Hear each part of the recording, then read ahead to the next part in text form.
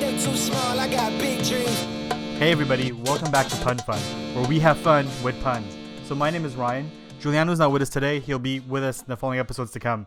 So we're going to take a deep dive into episode 1 and episode 2 of Falcon and the Winter Soldier. If you haven't seen it yet, big spoiler alert. And also, if you haven't seen Avengers Endgame, be sure to check those out before checking this episode out. So let's get into it. We start off with Sam basically hoisting up the shield one last time. And we hear the words of Steve Rogers, bestowing the shield onto him.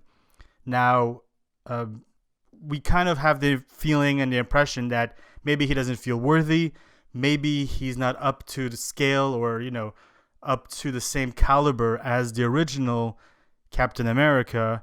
But then we kind of find out in the following episode, it's not really about, there is a bit of that. There's a bit of both. But it also has to do with a line that we see in the comics, which is there cannot really be, or the world isn't really ready for a black Captain America.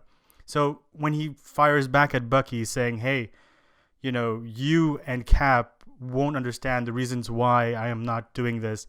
Well, there's that line that's drawn, and maybe they'll develop this as we go further along. But again, these are just speculations, but it's, somewhat clear to where it's going towards, which I think is great that they're addressing it, via this media. So let's get back to that scene.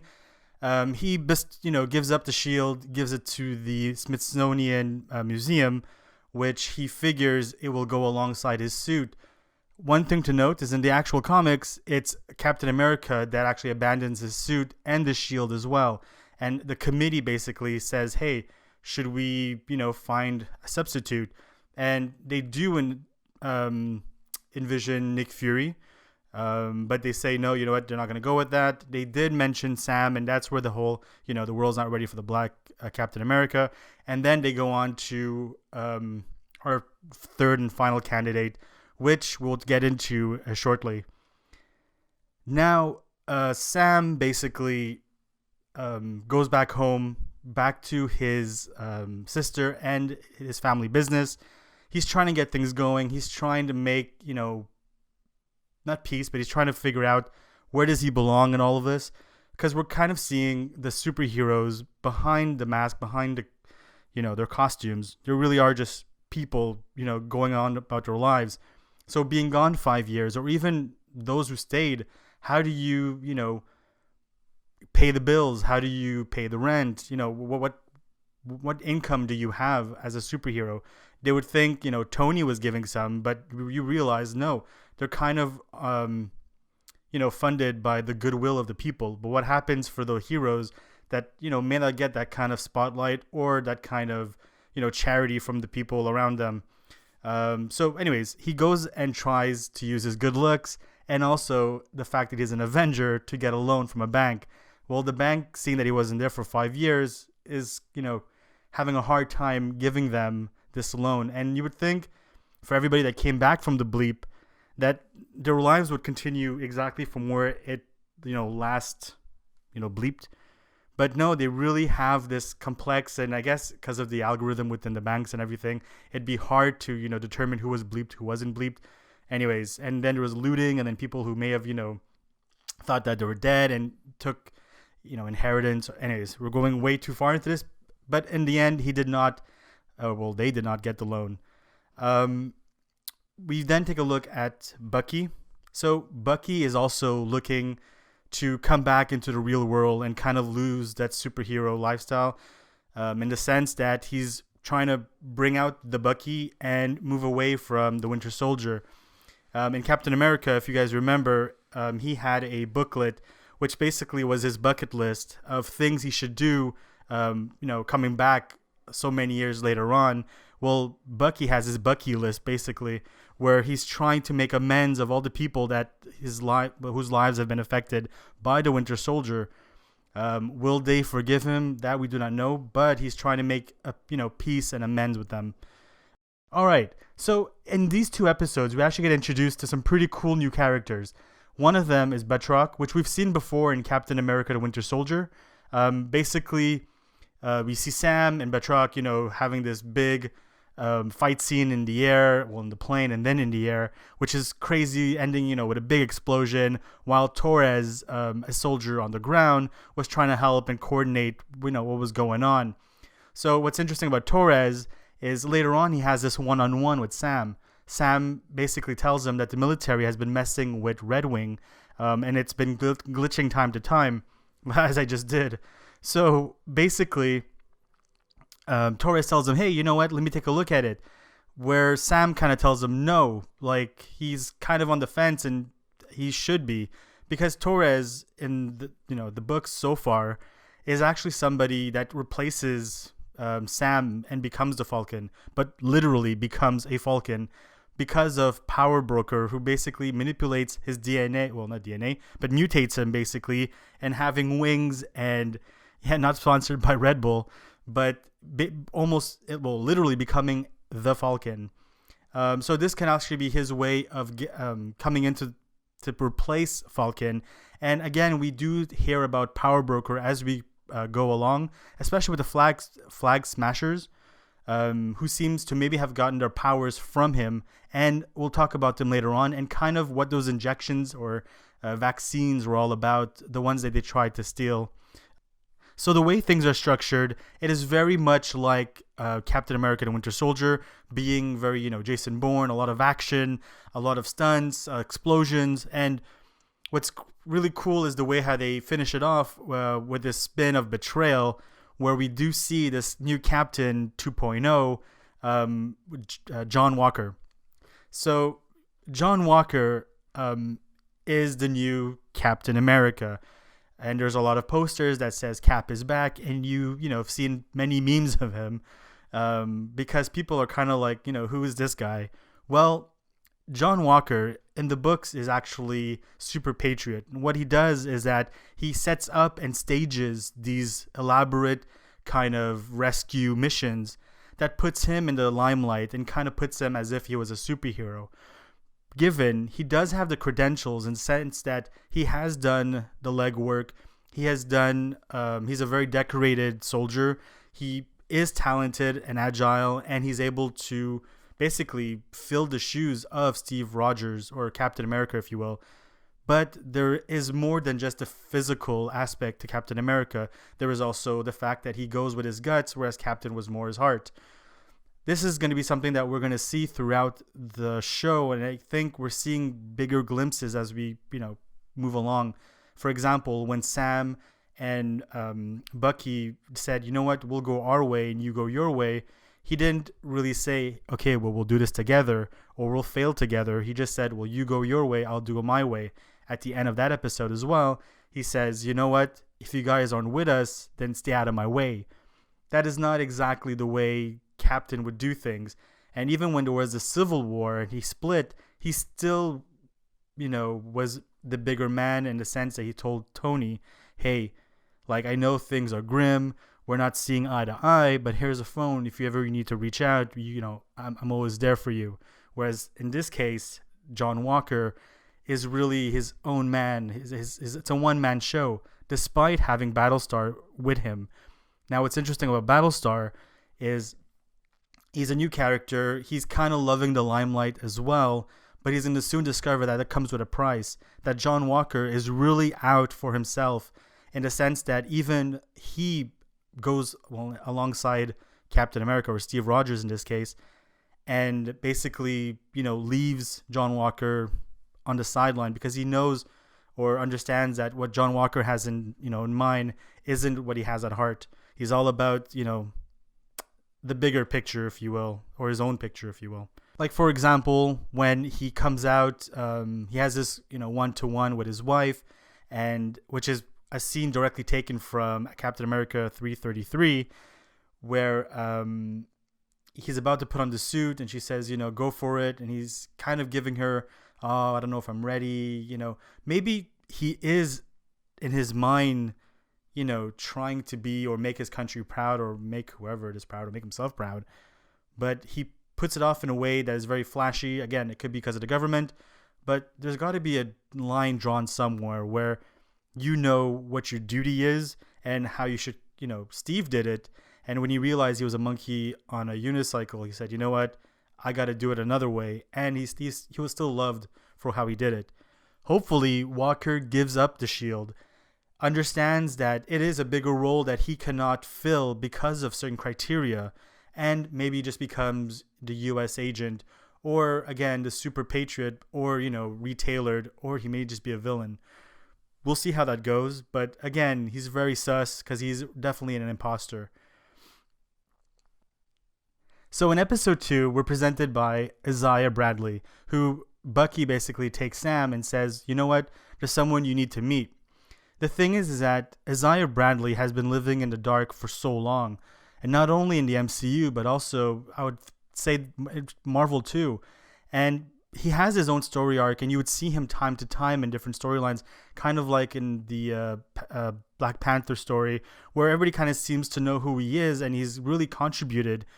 But again, it's not something that everyone's familiar with. So the story with Isaiah Bradley is that the military were recruiting 300 black men, and they put them through these processes, and they were basically test subjects where they were injected with the super soldier serum again and again, and basically annihilated who weren't able to, pass the test.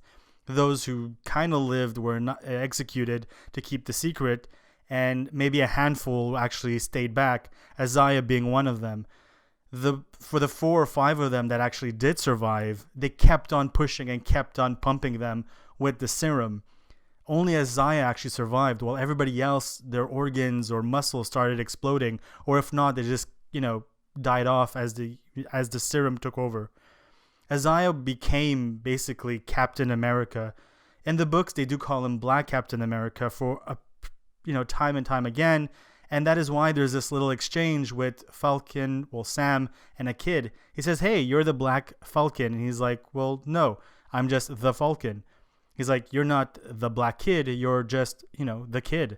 And it's great that they show this and kind of correct what, has been done in the past, and, correcting it and kind of showing it, this is a Captain America. He's done his due diligence.